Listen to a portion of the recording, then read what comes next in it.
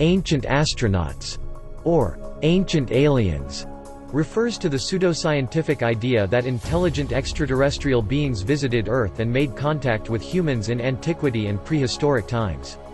Proponents suggest that this contact influenced the development of modern cultures, technologies, and religions, and even human biology.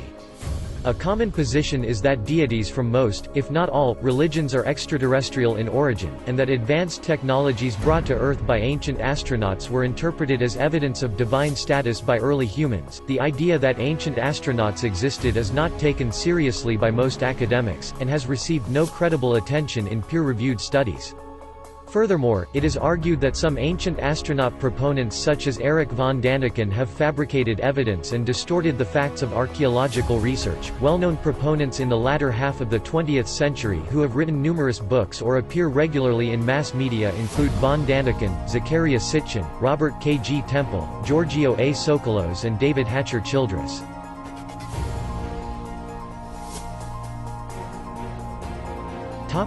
Overview.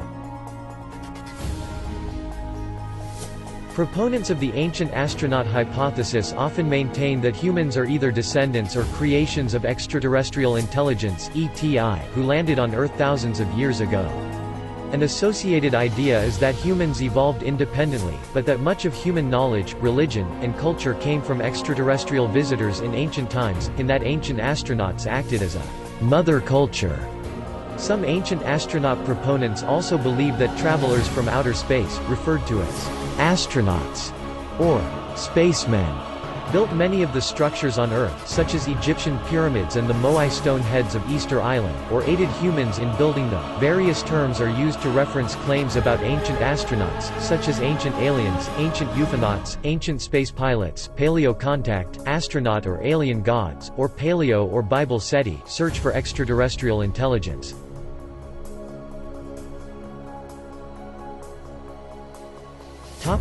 Ancient astronauts' hypothesis of creation.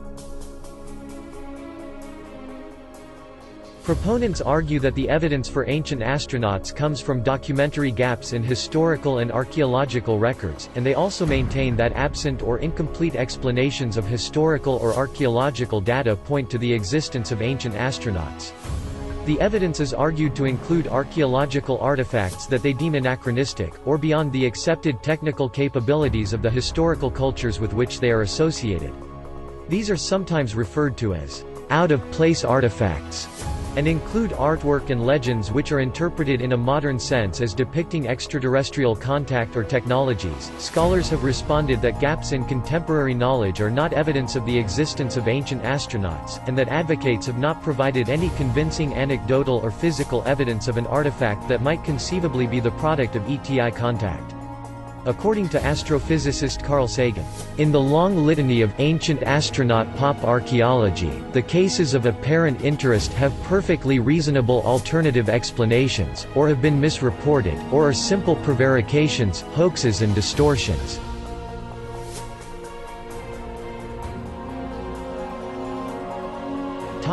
Hypothesis origins and proponents. Paleo-contact or ancient astronaut narratives first appeared in the early science fiction of the late 19th to early 20th century. The idea was proposed in earnest by Harold T. Wilkins in 1954. It received some consideration as a serious hypothesis during the 1960s. Critics of the theory emerged throughout the 1970s, discrediting von Daniken's theory. Ufologists separated the idea from the UFO controversy. By the early 1980s, little remaining support of the theory could be found.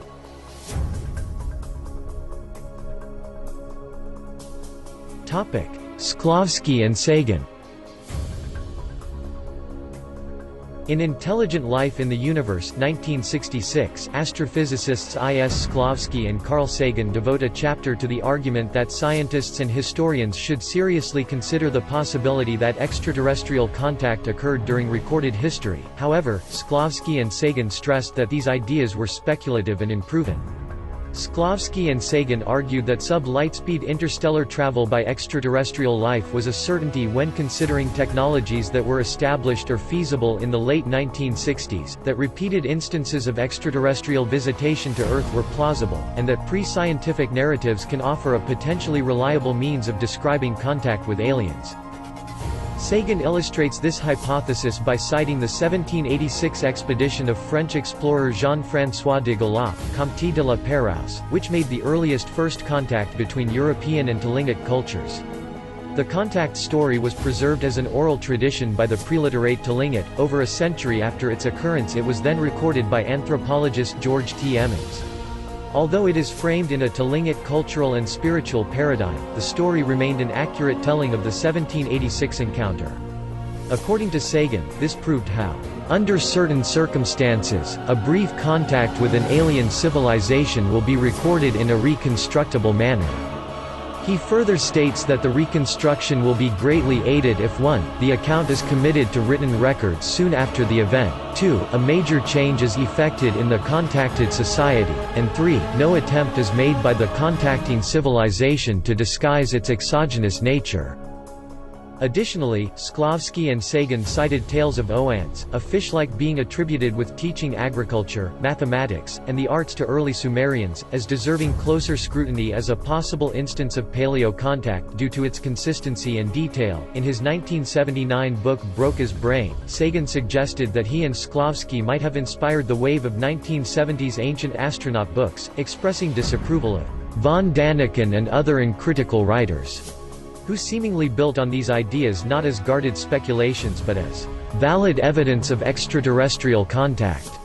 Sagan argued that while many legends, artifacts, and purported out-of-place artifacts were cited in support of ancient astronaut hypotheses, very few require more than passing mention, and could be easily explained with more conventional hypotheses. Sagan also reiterated his earlier conclusion that extraterrestrial visits to Earth were possible but unproven, and improbable.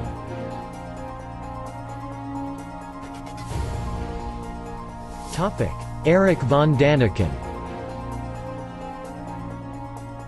Erich von Daniken was a leading proponent of this hypothesis in the late 1960s and early 1970s, gaining a large audience through the 1968 publication of his best-selling book Chariots of the Gods, and its sequels.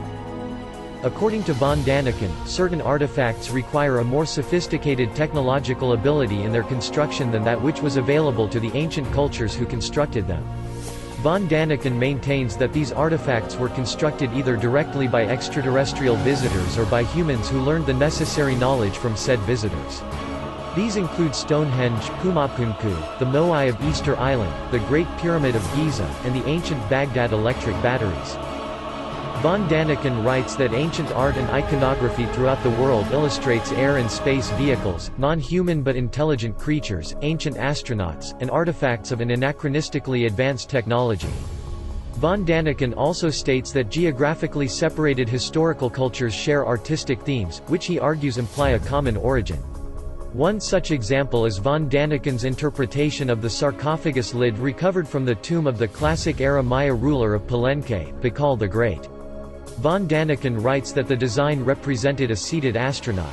The iconography and accompanying Maya text, however, identifies it as a portrait of the ruler himself with the world tree of Maya mythology.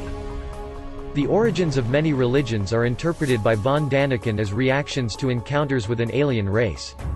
According to his view, humans considered the technology of the aliens to be supernatural and the aliens themselves to be gods. Von Daniken states that the oral and written traditions of most religions contain references to alien visitors in the way of descriptions of stars and vehicular objects traveling through air and space. One such is Ezekiel's revelation in the Old Testament, which Daniken interprets as a detailed description of a landing spacecraft, the spaceships of Ezekiel. Von Daniken's hypotheses became popularized in the U.S. after the NBC TV documentary In Search of Ancient Astronauts hosted by Rod Serling and the film Chariots of the Gods. Critics argue that von Daniken misrepresented data, that many of his claims were unfounded, and that none of his core claims have been validated. In particular, the Christian creationist community is highly critical of many of von Daniken's work. Young Earth creationist author Clifford A. Wilson published Crash Go the Chariots in 1972, in which he attempted to discredit all the claims made in Chariots of the Gods.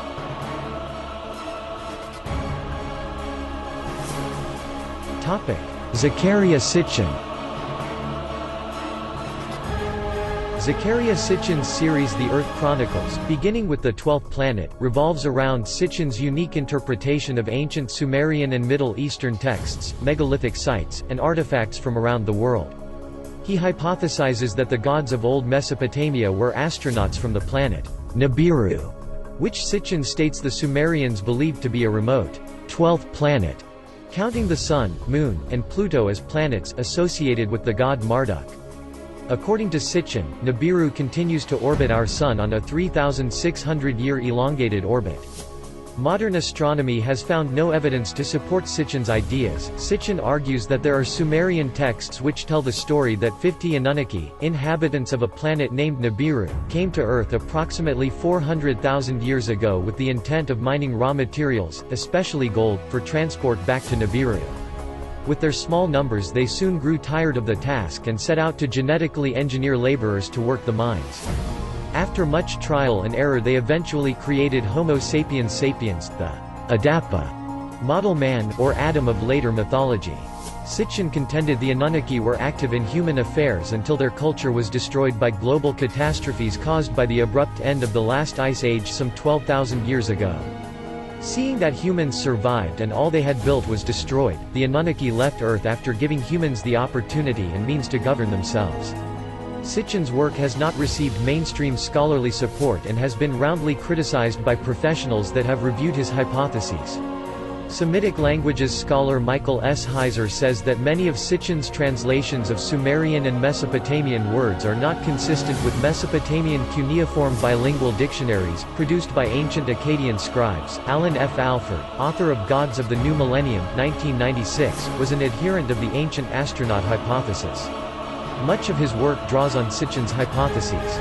However, he now finds fault with Sitchin's hypothesis after deeper analysis, stating that, "I am now firmly of the opinion that these gods personified the falling sky." In other words, the descent of the gods was a poetic rendition of the cataclysm myth which stood at the heart of ancient Near Eastern religions.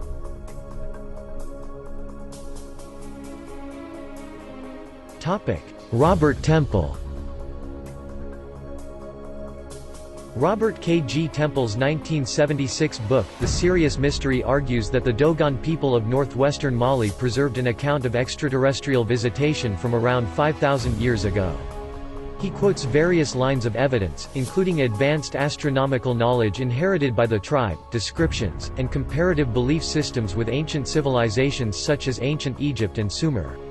His work draws heavily on the studies of cultural anthropologists Marcel Griaule and Germain Dieterlen. His conclusions have been criticized by scientists, who point out discrepancies within Temple's account, and suggested that the Dogon may have received some of their astronomical information recently, probably from European sources, and may have misrepresented Dogon ethnography.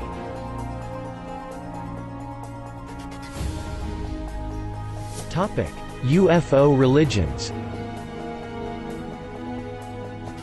Various new religious movements, including some branches of Theosophy, Scientology, Raelism, and Heaven's Gate, believe in ancient and present-day contact with extraterrestrial intelligence.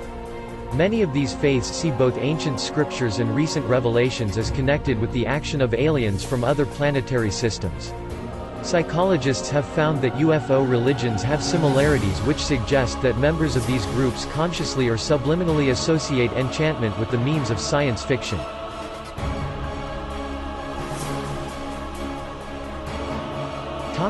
Evidence cited by proponents. Among scientists, the consensus is that the ancient astronaut hypothesis is not per se wrong, but unnecessary. The mysteries cited as evidence for the hypothesis can be explained without having to invoke ancient astronauts. Proponents look for mysteries where none exist. Since ancient astronauts are unnecessary, Occam's razor should be applied and the hypothesis rejected according to the scientific consensus.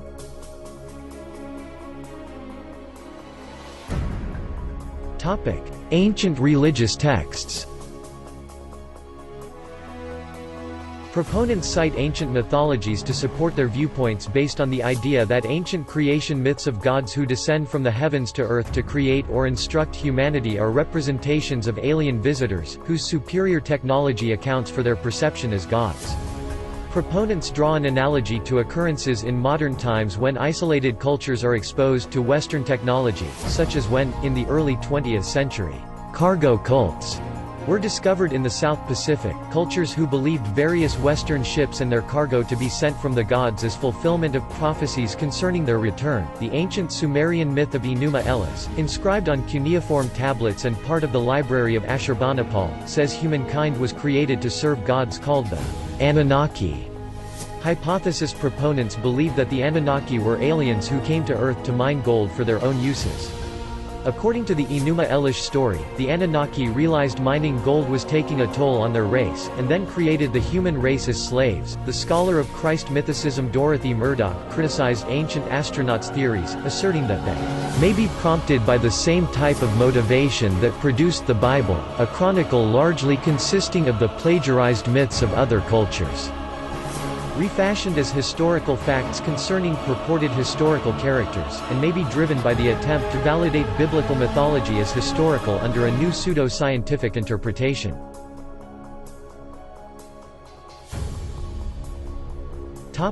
Ramayana.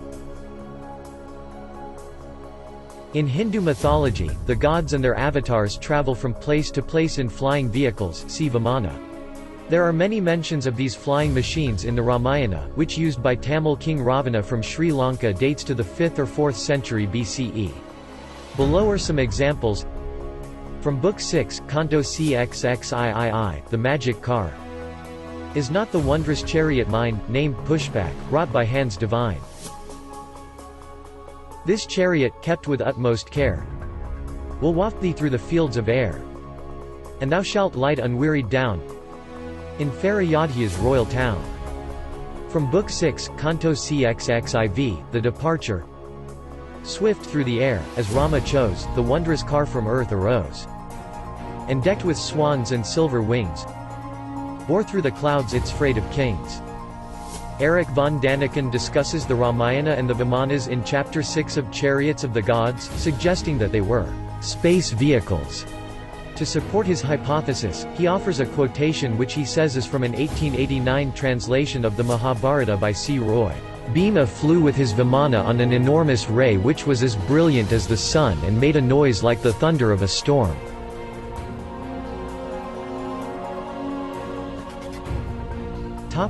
Book of Genesis and Book of Enoch. The Book of Genesis, chapter 6 verses 1–2 and 4, states, When human beings began to increase in number on the earth and daughters were born to them, the sons of God saw that the daughters of humans were beautiful, and they married any of them they chose. The Nephilim were on the earth in those days, and also afterward, when the sons of God went to the daughters of humans and had children by them. Genesis chapter 6 verses 1–4, New International Version. Many Christians consider these groups to be the different families of Adam and Eve's children. Another interpretation is that the Nephilim are the children of the sons of God and daughters of humans, although scholars are uncertain. The King James Version translates Nephilim as giants or Gabborim. Ancient astronaut theorists argue that Adam and Eve ate of the forbidden fruit in order to be godlike, and this was the first step in human evolution. The first part of the apocryphal Book of Enoch expands and interprets Genesis chapter 6 verse 1, that the sons of God were a group of 200 angels, called Watchers, who descended to earth to breed with humans. Their offspring are the Nephilim, giants, who consumed all the acquisitions of men.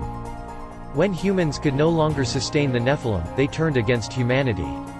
The Watchers also instructed humans in metallurgy and metalworking, cosmetics, sorcery, astrology, astronomy, and meteorology.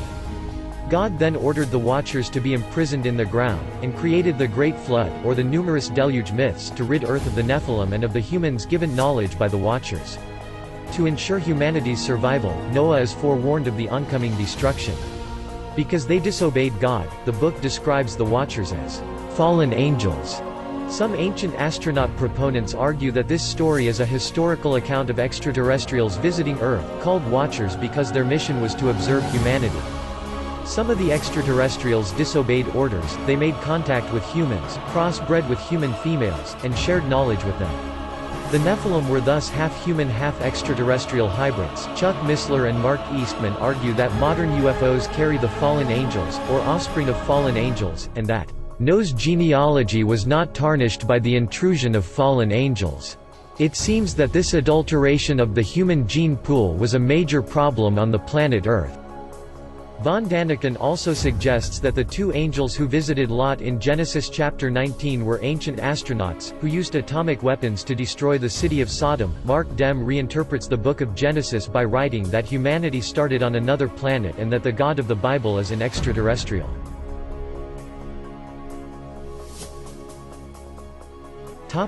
Book of Ezekiel. In the Old Testament, chapter 1 of the book of Ezekiel recounts a vision in which Ezekiel sees an immense cloud that contains fire and emits lightning and brilliant light. It continues, "The center of the fire looked like glowing metal, and in the fire was what looked like 4 living creatures. These creatures are described as winged and humanoid. They sped back and forth like flashes of lightning. And fire moved